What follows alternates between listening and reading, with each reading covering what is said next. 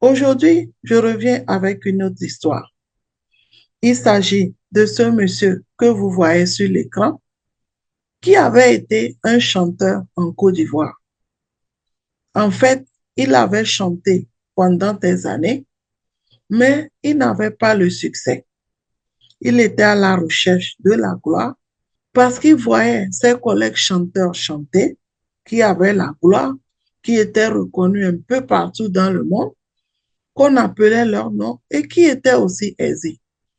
Mais lui qui avait une belle voix, il s'étonnait, mais pourquoi moi j'ai une telle voix et moi j'ai pas le succès, alors que ceux qui n'ont même pas la voix comparable à la mienne ont le succès. Donc il approche un de ses amis qui lui montre le chemin d'aller chercher la gloire. Vraiment, cette histoire m'a dépassée. Donc je vous laisse écouter l'histoire de ce monsieur, comment en tant que chanteur qui était à la recherche de la gloire, est allé jusqu'au Bénin pour pouvoir trouver cette gloire. Je vous laisse vraiment écouter et on revient après. Comment vous vous êtes découvert un talent de chanteur? Étant tout Ah, petit, déjà. j'ai interprété des chansons de certaines stars, telles que Reine Pélagie, Alpha Blondy, Ok. et puis Louga François. Voilà, je participais à des concours où j'étais le vainqueur. Voilà, c'est comme ça que je me suis dit, mais pourquoi, quand j'allais grandir, j'allais chanter. D'accord. Donc après le décès de mes parents, c'est Et dans vous ce êtes domaine que je retrouvé me suis lancé. Vous êtes retrouvé d'abord dans la rue. Dans la rue, et puis après, bon, voilà, les moyens. Quand j'ai pu avoir le peu de moyens, je suis rentré en studio. Et c'est pendant le studio que j'ai eu un producteur. Et après, le producteur m'a fait sortir maintenant de la rue et j'ai eu un appartement. Puis je me suis lancé à fond dans la musique. Alors, vous échappez aux griffes de la rue et vous tombez dans le piège du diable. Est-ce que selon le thème, Bien sûr, oui, je Vous tombe étiez dans sur le le point. piège du diable. En vérité, quand on vient dans la musique, il y a beaucoup de réalités qu'on ne sait pas. Voilà, on s'est dit simplement que je viens pour chanter, je viens pour chercher de l'argent. Mais au fond, il y a des secrets qu'on découvre étant dans le milieu. Et quand on entre, souvent on est confronté à ces choses-là. C'est-à-dire que ça s'impose à nous.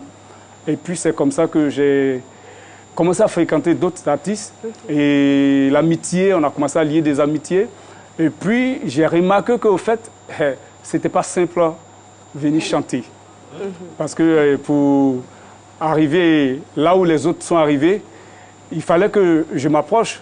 Par exemple, je demande à un ami, mais comment tu fais pourquoi? pour... Parce que ça ne décollait pas de votre Voilà, côté. ça décollait pas, ça décollait pas. Malgré la voix que j'avais, malgré le talent que j'avais, mais ça décollait pas. Ah, des fois, on croit avoir du talent et puis les autres le jugent autrement. Non, au fait, sans orgueil, je pense que Dieu m'a fait la grâce. Et quand moi je chante, je sais que je chante bien. Mais je n'avais pas le succès.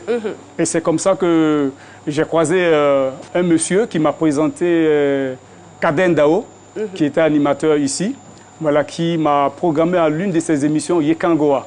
Je n'avais pas d'album, et puis je suis passé à cette émission. Et c'est après cette émission que vraiment les gens ont commencé à m'appeler, vraiment tu chantes bien, et puis bon voilà, le producteur est venu et tout ça. Et puis on a fait sortir le premier album. Le premier album, ça a été, disons, ça n'a pas connu de succès. D'accord. Donc comme je le dis, mais il fallait, parce fallait que continuer, il faut fallait persévérer. continuer, persévérer. Donc il faut se battre. Donc je me dis, mais pourquoi l'autre? Parce qu'il y a d'autres qui ne chantaient pas mieux que moi. Mais comment ça faisait qu'ils étaient à la une, on parlait d'eux, ils voyageaient, donc je voulais aussi expérimenter ça. Et puis bon, souvent quand on sortait pour aller faire des spectacles, je voyais certains qui se lavaient avec des produits, certains qui avaient certaines chaussures. Donc bon, je demandais, c'était pourquoi. Bon, l'autre me dit, c'est mon marabout qui me l'a donné, c'est mon féticheur, j'ai pris ça ici, j'ai pris ça ici. J'ai dit, mais c'est que c'est pas simple alors. Donc il faudrait aussi que moi aussi, j'entre dans ce réseau-là pour voir comment est-ce que je peux percer. C'est vrai, il y a des personnes qui chantent merveilleusement bien, mais qui n'ont pas de succès. C'est Dieu. Voilà, qui n'ont pas de succès. Mais quand je parle de succès, je ne parle pas de succès entre quatre murs. Voilà, je parle de succès à l'international, où toute la Côte d'Ivoire te connaît. Voilà, sinon il y a des personnes qui chantent, qui ne disent rien du tout, mais qui ont le succès, qui sont aimés. Prends le cas, par exemple, d'un ami que je ne citerai pas le nom. C'est tant mieux. Voilà, que je ne citerai pas le nom, par exemple, qui avait une voix envoûtante. Quand il chante, tu tombes en transe. J'ai grandi avec cet ami, par exemple. Quand il chante, mais moi, quand j'ai approché cet ami et que j'ai su le secret, et j'ai compris pourquoi il était aussi aimé comme ça. Et du coup, je me dis là, c'est vrai, on peut avoir la belle voix, on peut avoir la belle mélodie, mais pourquoi aller faire ça? Donc ça me fatiguait un peu, voilà. Dans le milieu où moi j'ai grandi, de la musique en général, c'est vraiment difficile de ne pas passer par certaines choses. Cette case-là, d'accord. Vous croyez? Oui, parce que j'ai vécu dedans. Ou avant. Parce qu'il y a des personnes que vous acclamez, il y a des personnes qui sont célébrées. Ça, c'est les caméras. Mais hors des caméras. Et après l'échec, j'appelle ça comme ça, j'ai approché un ami, et on était ensemble, et puis on devait aller à un spectacle. Je vois ces personnes en train de se laver avec une eau bizarre. J'ai dit, mais ça, c'est quoi? Et puis, ils me disent, c'est notre marabout qui nous a donné. Alors, quand vous dites ces personnes, pour plus de précision, c'est qui ces Des personnes? artistes. Des artistes qui avaient du succès? Oui, qui avaient du succès. D'accord. Des artistes chanteurs qui avaient du succès. Et ils me disent, ça, on se lave avec, parce que quand on chante, il faudrait que ceux qui nous écoutent aiment. Qu'ils nous aiment et puis qu'ils achètent nos œuvres. Et puis qu'on ait beaucoup de spectacles. Voilà comment ça s'est passé. Et puis j'ai dit, ah d'accord. Et puis effectivement, ils avaient, comment on appelle ça? Du succès. Ils étaient aimés. Mais je ne comprenais pas, parce que le succès était fou. D'accord. Voilà. Alors vous? Et donc moi, je me décide, et puis bon, avec des renseignements, j'apprends qu'il y a quelqu'un qui est au Bénin. Précisément une dame qui est très puissante et qui a fait plusieurs stars. Donc je m'engage à aller sur ce chemin et je me retrouve au Bénin. Voilà, j'arrive au Bénin et il y a un monsieur qui est intermédiaire entre les artistes et puis cette dame. Quand j'arrive, je croise effectivement le monsieur en question. Et puis voilà, il m'amène là où on devait être, chez la dame. Quand on arrive chez la dame, effectivement, elle sait pourquoi. Parce que quand elle voit le monsieur, elle sait automatiquement que c'est un artiste. Et puis elle me pose des questions. Lui aussi, il a un boulot. Tu es venu me voir parce que tu veux du succès. J'ai dit oui, tout. Et puis elle m'a posé une question, est-ce que tu es prêt? J'ai dit oui, j'ai prêt, vraiment, sans savoir les conditions qu'elle allait me poser. Et puis elle dit ok, il n'y a pas de souci. Tu veux être quel genre de star? Je lui dis que limité à la Côte d'Ivoire ou bien hors de la Côte d'Ivoire. J'ai dit ce que si moi je veux être international. Et puis c'est comme ça, elle va me dire d'accord, pour cela, voilà les sacrifices qu'il faut faire. Qui sont? Soit tu ne vas plus jamais avoir d'enfant, enfanter, ou soit tu donnes une personne de ta famille qui t'est chère. Là, j'ai tiqué. Parce que je m'attendais à tout, sauf ça. Ne plus avoir d'enfants, alors que moi, j'ai mes projets, fonder une famille, avoir mes enfants. Et puis quand on me dit là, quand je fais ça, j'ai l'argent, j'ai le succès, j'ai tout ce que je veux, mais je ne pourrais pas avoir d'enfants. Là, j'ai dû reculer. Et puis quand j'ai posé la deuxième question, qu'est-ce qu'il fallait faire pour... Si, à part ça, est-ce qu'il n'y a pas autre chose? Pour moi, c'était peut-être présenter un mouton, cabri ou bien de l'argent, acheter des choses pour... Voilà. Et elle me dit, non, bon, si je ne peux pas faire ça, c'est de donner soit mon enfant. Si comme elle savait qu'en ce moment, j'attendais un enfant, une fille, j'ai dit, mon enfant? Ah oui, tu sacrifies ton enfant. Et là, c'était encore plus compliqué, mais j'étais déjà là. J'ai parlé d'un ami tout à l'heure qui a une voix envoûtante, qui a acheté un mouton à la sortie de son deuxième album. Et puis, moi, j'ai été avec lui, on a attrapé le mouton, on l'a mis dans une voiture. Il est allé vers le nord pour faire le sacrifice. Lui, c'était pour... comme ça. C'était énorme. Parce que je ne pouvais pas vendre le bébé que j'attendais. Et ou une partie de moi, parce que je n'allais plus pouvoir enfanter. Une partie? Ah, d'accord. Voilà, parce que quand je dis une partie de moi, c'est de ne plus pouvoir enfanter. Donc là, du coup, je me retire. Et puis j'ai dit au monsieur, c'est compliqué. Et puis c'est comme ça, j'ai dit au monsieur, est-ce qu'on peut se voir? Quand il a dit oui, on est sorti. Et puis c'est comme ça qu'il m'a demandé, tu n'es pas prêt? J'ai dit, au fait, j'étais prêt, mais pas Pour ces conditions-là. Là, je ne peux pas. Et il m'a dit, la seule chose que tu peux faire, c'est de quitter la ville aujourd'hui même. Tu quittes les lieux maintenant. Et quand tu arrives là où tu es logé... Pourquoi il fallait impérativement quitter les lieux? Parce qu'il dit que quand on vient là, on ne se retourne plus. Ah, vous êtes rentré dans Voilà. le bois sacré. Parce que si tu as quitté, il m'a dit que si tu as quitté la Côte d'Ivoire jusqu'au Bénin, c'est que tu étais prêt. Ouais. Voilà, c'est que tu étais prêt. Voilà pourquoi il y a certains, quand ils arrivent, ils rencontrent souvent des difficultés. Soit c'est la folie, soit c'est autre chose.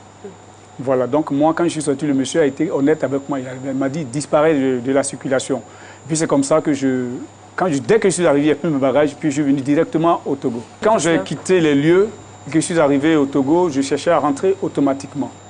Voilà, donc j'ai passé 5 jours à Flao, entre la frontière Ghana-Togo. 5 jours, et c'est là que j'ai fait la rencontre du Seigneur.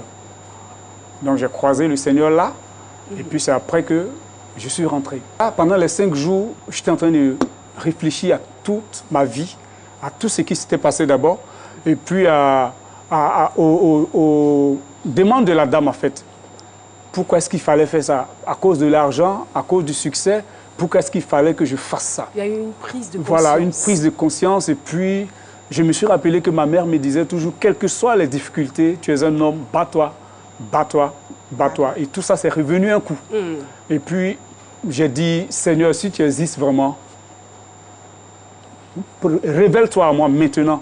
Parce que ce que je suis en train de vivre là, c'est anormal. Et c'est comme ça que j'ai eu une paix. Et puis, j'ai pris la décision moi-même d'abandonner, étant à Flao. Après cela, quand j'arrive, je voudrais dire, la mère de mon enfant accouche. Et puis, j'étais réconforté. Et puis, en même temps, j'avais les larmes aux yeux parce que je me disais, si j'avais fait ça, je n'allais jamais connaître ce bébé qui aujourd'hui même va passer le bac. Quand je suis arrivé, quand je me suis donné au Seigneur, j'ai même appelé ceux avec qui je faisais la musique, qui faisaient cette pratique-là, pour dire, bon, moi je ne chante plus, je ne fais plus de zouglou, je vais chanter pour la gloire de Dieu. D'autres m'ont dit, mais nous tous, on va à l'église, on est des chrétiens. J'ai dit, non, pour moi, c'est fini. Je n'irai plus dans ce lieu, j'arrête, je préfère mettre ma voix au service du Seigneur. Ça n'a pas été facile, mais jusqu'à ce que je sorte mon premier album, j'ai compris que la gloire, le succès, tout ça, c'est des pièges. Il fallait rester modeste. J'ai compris qu'avec le Seigneur, je ne chante pas pour la gloire, mais je chante pour que des cœurs soient fortifiés. La plupart des artistes qui étaient dans ces pratiques-là, est-ce qu'ils sont toujours célèbres? Est-ce qu'il y a certains qui ont connu un déclin? Je ne sais pas. Bien sûr, d'autres sont morts. D'autres que vous connaissez sont morts parce que leur fétiche les a tués. Voilà, sont morts. Peut-être que les gens ne le disent pas, mais nous savons... Les gens peut-être ne le savent pas. Voilà, ne savent pas, mais d'autres sont morts. Et certains sont encore en vie. Sont encore en vie, Et ils prospèrent. mais ils ne sont pas heureux. En réalité, ils ne sont pas en paix. Ils connaissent le succès, mais ils ne sont pas heureux. Ils heureux. ont le succès, ils ne sont pas heureux. Aujourd'hui, j'ai Jésus. J'ai le Seigneur Jésus. Et quand on parle de peur, c'était avant. Je fais même des conférences sur ces pratiques. Sans citer de nom, je fais des conférences pour aider. Parce que ce que je vais vous dire, peut-être va vous étonner. Est-ce que vous savez qu'il y a des musiques, quand on écoute, on devient stérile. Parce que simplement la personne qui allait voir son féticheur a fait un deal. Donc il devient star, il n'enfante pas, mais tous ceux qui vont l'écouter seront poursuivis par l'esprit de stérilité. J'en parle pour aider, pour dire que c'est pas bien. Ça dépend du pacte signé. Voilà. En fait, moi, j'encouragerais même pas les gens à pratiquer certaines musiques. Moi, mon rôle, quand je vais faire mes conférences, je fais comprendre aux jeunes La facilité, il y a beaucoup de surprises dans la facilité. Et souvent, on ne s'en sort pas. De mauvaises surprises. Parce que le féticheur ne te dira jamais que ce que tu es en train de faire, voici les conséquences après 2 ans, 10 ans, 20 ans. Il faut se battre. Quel que soit le talent que tu as, bats-toi. Ne cherche pas la facilité. Tu as tout ce qu'il faut pour réussir. C'est simplement du courage, la persévérance, et puis je crois qu'avec la volonté, on s'en sort. C'est dommage d'écouter des histoires comme ça. Aujourd'hui, on voit des chanteurs mondiaux très connus un peu partout dans le monde.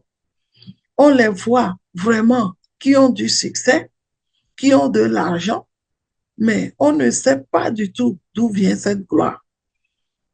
C'est dommage d'apprendre par eux-mêmes qui se confessent qu'en général, ils vont chercher la gloire pour pouvoir être glorieux. En réalité, toutes ces choses, c'est une vanité. Vanité des vanités. Tu peux avoir la gloire aujourd'hui. Tu peux avoir beaucoup de followers aujourd'hui. Demain partir, laisser tout. Tu es venu nu, tu repartiras nu. À quoi ça sert, mon frère, d'aller vendre ton âme au diable? À quoi ça sert, mon frère, d'aller vendre les âmes des membres de ta famille juste à la recherche de cette gloire et de l'argent qui est poussière? Que tu es venu poussière, tu repartiras poussière que tu vas laisser. Toi qui écoutes ce message aujourd'hui, je t'invite à donner ta vie à Christ. Donne ta vie à Jésus-Christ, parce que je pense que avec la persévérance, c'est Jésus-Christ seul qui peut te donner la gloire. Et cette gloire-là, personne ne viendra te le prendre. Cette gloire-là vient simplement. Tu seras heureux, mon frère, si tu t'accroches au Seigneur Jésus et tu patientes pour qu'il te donne la gloire, l'honneur, pour que tu chantes, pour que tu sois mondialement connu. Je t'assure que tu vas dormir la nuit. Je t'assure que tu n'auras plus de problème la nuit. Tu n'auras pas à sacrifier ton âme ni les âmes des membres de ta famille. Tu seras heureux. Tu vas glorifier Dieu. Et à la fin des temps, tu vas vivre longtemps sur cette terre et ensuite tu hériteras du royaume des cieux. Donc, mon frère, ma soeur, Jésus-Christ est la solution. Toi qui es chanteur aujourd'hui, toi qui es artiste aujourd'hui, qui est à la recherche de la gloire, je t'assure que aller vendre ton âme au diable est une vanité, vanité des vanités. Si tu n'as pas encore ce Jésus, essaie-le seulement et tu verras, avec la patience, ta vie ne sera plus jamais la même. À très bientôt pour une autre histoire. Que je veux, mais je ne pourrais pas avoir d'enfant. Là, j'ai dû reculer.